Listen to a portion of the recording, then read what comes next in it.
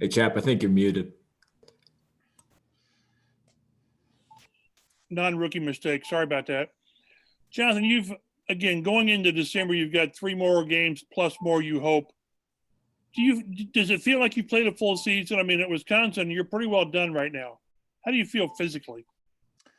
So I actually feel better than what I thought. I mean, and of course, part of that is, you know, the approach that we have to the season, as far as making sure that Coach Reich is taking care of guys. So of course, you kind of tone down, you know, just a tad bit of practice some days when, you know, a lot of guys are banged up. And then you pick it up, of course, when you need to pick it up. And then a bulk of it, I mean, in Wisconsin, you're used to, you know, 20 carries, you know, being a bunch of games in a row. And here, being able to be surrounded with, you know, and you're surrounded by elite talent. So there are multiple guys who can make plays, and, you know, you're not getting the ball, you know, almost, you know, every down. So you're able to, you know, kind of preserve your body. And then, of course, the access now to multiple access things of recovery, you know, outside of the facility as well, also plays a huge part too. So you did sort of expect to feel worse than this before you got here, just because of how you normally feel at the end of the season in college? I did. You know, when you start thinking about, you know, the NFL, you just think about living out your dream. And, you know, then when you get here and guys start talking about how it's a long season, and you think about how many games you guys actually play and the potential more that you could play in the postseason, and, you know, your mind wanders like, I don't know how I'm going to feel. So it's great. You know, I'm thankful and happy that, you know, I'm feeling the way that I'm feeling right now, and I can't wait to keep it rolling. Thanks, so. Mike Wells. Hey, Jonathan, when you went through that stretch earlier in the season where you weren't getting as many snaps in the second half that you were in the first half of games, how did you handle that? Did you talk to anybody, or did you just kind of look at this as just kind of a normal situation that rookies go through? Yeah, it's definitely a normal situation. Of course, there's going to be some, I don't even want to call it adversity. I mean, because we had guys, you know, making a ton of plays that elite players make. But really, it was just finding a way to make your snaps count. I mean, that was one of the biggest things mentally, is being that no matter when my number is called, how can I make this work? How can I make this play go? You know, this is my assignment. How can I do my job to a T and execute it perfectly every time? Did you watch more film, spend more time with Coach Rathman, talk to the other running backs? How did that approach go away from actual game snaps? It's really just a mental aspect of understanding what your job is, what are you assigned to do, and how can you do it perfectly no matter what look the defense gives you, no matter if something does not come out on the field exactly how you watched it on film. You know, how can you make it right? How can you, you know, be a professional athlete? Kevin Bowen. Hey, Jonathan, not sure if you're a goal guy or not, but if so, what were your individual goals coming into this rookie season? My biggest goal was trying to be right every time. I just know that at this level, I've heard from a lot of veterans that it's all about, you know, being right on your job every single time. So coming in, it was on top of everything else that's gone on throughout this year of trying to learn everything rapidly through Zoom, and, you know, not getting those, you know, rookie mini camp and those off-season reps. Besides trying to learn all of that as quickly as possible, it was, how can I try my best to be right every time? You know, a lot of people put the rookie stigma, you know, like if you make a mistake, like, oh, he's a rookie, you know, just trying my best to try to figure out how can I eliminate, you know, those statements as much as possible on myself.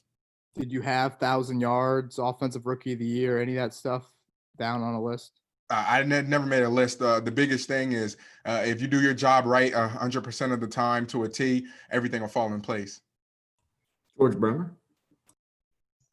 John, I think you might have touched on this a little bit already, but Coach Sirianni said one of the biggest things right now that's been the difference for you the last few weeks is confidence.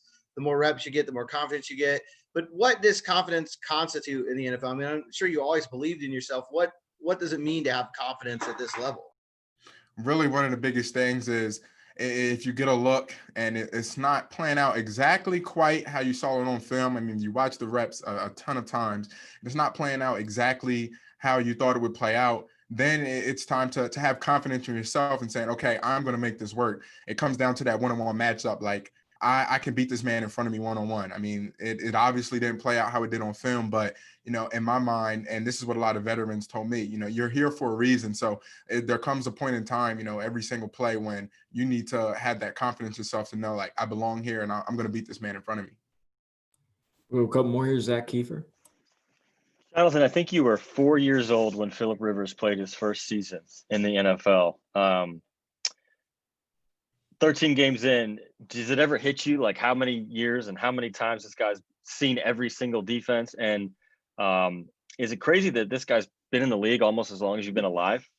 It's definitely an honor. You know, when I found out that Phillip Rivers was going to be here and then I'm here, I mean, it was just an amazing feeling because, you know, he's a future Hall of Famer, and you could definitely see his knowledge of being in this league for 17 years. I mean, especially at the beginning of the year when I was still kind of just coming off that offseason trying to learn everything, and you have a play in mind, you're going out on the field, and then sees the defense and he totally changes the entire play. So now you have to redo that process of, okay, what's the defense? What is my job? So it's definitely been an honor to be able to work with him and even be able to listen to him. I mean, he has a ton of knowledge. And I mean, I'm just happy that he's on my team because not every rookie gets to say, hey, I played running back. I was able to protect Phillip Rivers.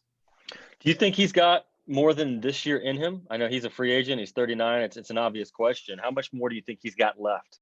Oh, I think I'm sure you guys can probably see and hear it. He has a lot left in him. And I think that's what you want out of a quarterback. I mean, if you just see the way he plays, his fieriness, his competitiveness, that's the kind of guy you want leading your team. And not to mention, you know, his 17 years of experience. So there's nothing that a defense can throw on that he hasn't seen before. Well, last one here, Mike Chappell. Yeah, you said one of the things you love to do is protect him. You go 150 yards and 2 touchdowns. How much pleasure did you take out of that pass protection on that blitz pickup on the touch or on the long pass? It's one of the biggest things that you have to have as a running back, that kind of mindset.